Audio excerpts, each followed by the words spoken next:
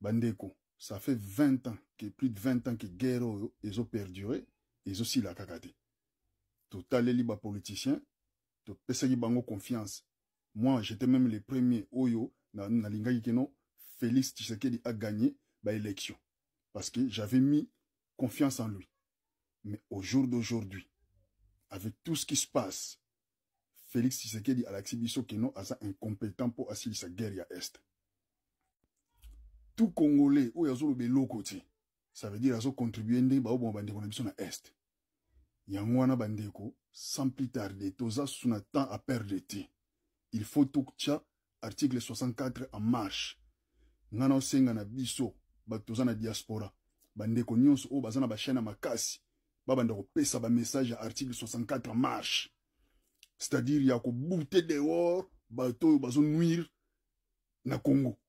Il faut qu'on mette Libanda parce que ça incapable. Parce que là, je pense que tout Congolais a moni na mission n'a pas comprendre que bateau baling na bango Congo te. Donc, faut appliquer article 64. Bon, imaginez que nos bisonions sur la diaspora sont tous relayer message on article 64 et comme là, banamboka. Et puis on appliquer. Et puis Nathalie nakati mboka pena leader otoko komisa mutu otoko komisa pena président eza na opposition eza la na gouvernement na moni na ngaité franchement na monité pour bango tout bazaka batalo koso kaka ngana proposer biso to komisa bokechu président to komisa leader parce que lelo bokechu Alexis biso ki aza leader charismatique pour banda a pesa biso déjà nini que to keba na Chilombo Tondimela qui était à l'époque. Mais Lelo, tous ont ses raisons.